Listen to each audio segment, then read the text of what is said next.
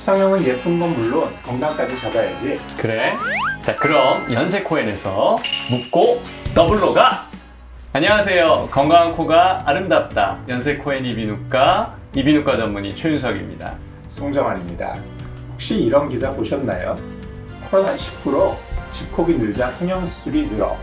아무래도 집에만 계시다 보니 민낯을 자주 마주치게 되고 컴플렉스가 더 눈에 들어오게 되면서 성형수술이 늘어난 게 아닐까 생각해 보게 되는데요.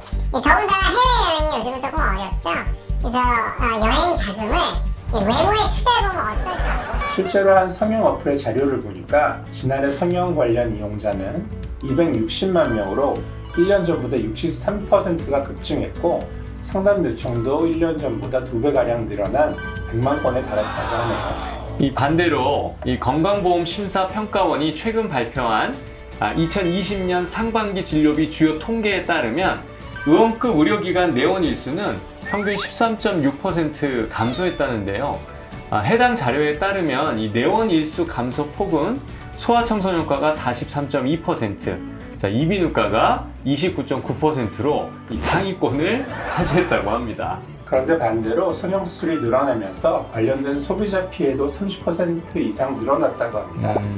그 중에도 성형 후 부작용 등 품질과 관련된 피해가 59.6%를 차지했다고 하죠. 그래서 오늘은 코성형의 후에 생길 수 있는 부작용에 대해서 알아보려고 합니다.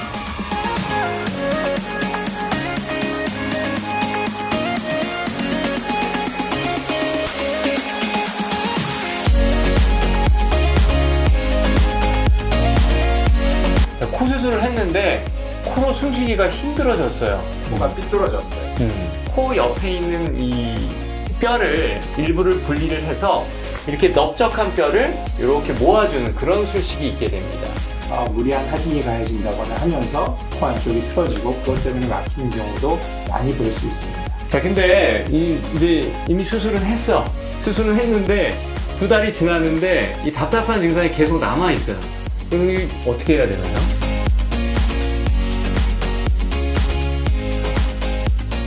자, 이 첫 질문부터 강력하네요. 이제 수술하고 나서 이제 환자분들이 컴플레인하는 것 중에 흔한 것 중에 하나가 코 수술을 했는데 코로 숨쉬기가 힘들어졌어요. 이런 경우가 하나 있죠. 두 번째는 코 수술을 했는데 코가 삐뚤어졌어요. 이런 분들도 많습니다. 그래, 이런 게 많죠. 각각에 서 한번 얘기해 볼까요? 초기에는 그런 경우가 많이 있을 수 있죠. 충분히 있을 수 있죠.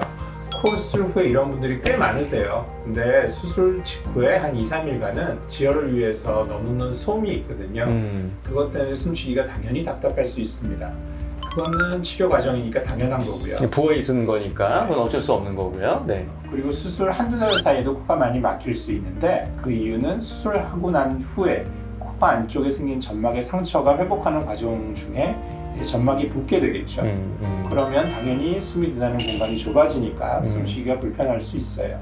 그게 한두 달 정도 되는 거죠? 네. 근데 한 두세 달이 지난 이후에도 계속 막힘이 있다라고 하면 그런 문제가 있는 걸 겁니다. 그렇죠. 이제 우리가 이제 생각해 봐야 될 거는 한 2달 정도 지나서 다 상처가 났는데도 이제 답답한 증상이 남아있는 경우가 있습니다. 그런 이유 중에 하나가 이 코를 좀 날렵하게 하는 방법이 있죠. 이 절골술이라고 코 옆에 있는 이 뼈를 일부를 분리를 해서 이렇게 넓적한 뼈를 이렇게 모아주는 그런 술식이 있게 됩니다. 코 성형 중에 매부리 성형, 매부리 코 성형을 하는 경우가 많이 있는데요. 이렇게 매부리 코가 너무 컸을 때 그걸 너무 많이 제거하고 나게 되면 마찬가지로 콧대가 인위적으로 또 넓대되게 되는 거죠. 넓어지는 거죠. 그러니까 조금 전에 제가 말씀드렸던 것처럼 넓은 코를 모으는 술식, 절골술을 하게 되는 거예요. 매부리를 제거해서 너무 넓게 되면 얘를 모아줘야 되는데 이거를 모을 때 너무 많이 모으게 되면 매부리를 너무 많이 깎거나 너무 많이 모으게 되면 이 코로 숨 쉬는 숨길이 좁아지게 되는 거예요. 특히 이 비강의 상부에 비밸브라고 이 기능적으로 굉장히 중요한 부분이 있는데 그런 부분이 이제 좁아지게 되는 거죠. 이렇게 비밸브가 좁아지는 경우도 있지만 또 다른 문제가 하나 있죠. 네, 사실은 코에서 저희가 코를 지탱하는 가장 중요한 구조를 비중격이라고 하는 가운데 코를 지지하는 뼈와 연골로 되어 있는 판을 생각을 하는데요.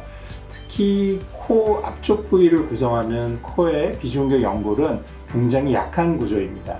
근데 그 구조가 코끝을 지탱하는 데 중요한 구조인데 코끝의 모양을 만들 때 그 부위에 무리한 하중이 가해진다거나 하면서 코 안쪽이 틀어지고 그것 때문에 막히는 경우도 많이 볼 수 있습니다. 사실 그래도 모양을 예쁘게 하는 것도 중요한데 이 절골을 하거나 매부리를 깎아낼 때 깎아내니까 다 좁아지게 되나요?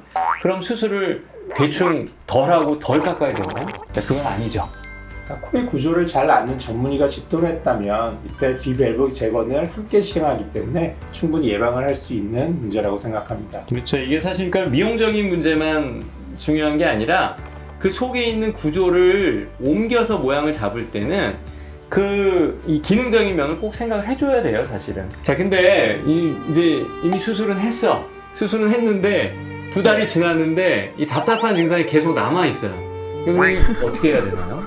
수술 중에 코의 구조적인 문제를 충분히 고려하지 못했다고 하더라도 심한 코막힘이 계속될 경우에는 2차적인 수술이 필요하고 그 경우에는 다시 이런 문제가 생기지 않도록 충분한 기능적인 부분을 고려한 수술을 계획을 해야 될 것 같습니다. 그렇죠. 이게 그냥 모양을 다시 예쁘게 하는 것만 중요한 게 아니라 가장 처음에 고려하지 못했던 이 비밸브에 대한 비밸브 재건과 코의 가장 중요한 받침대 이런 비중격에 대한 그런 수술이 정확하게 다시 동반이 되는 이제 그런 수술을 다시 해야 이런 코막힘도 해결이 되고 또 미용적인 면으로도 조금 더 보강할 수 있는 이제 그런 기회가 될 수 있는 것 같아요.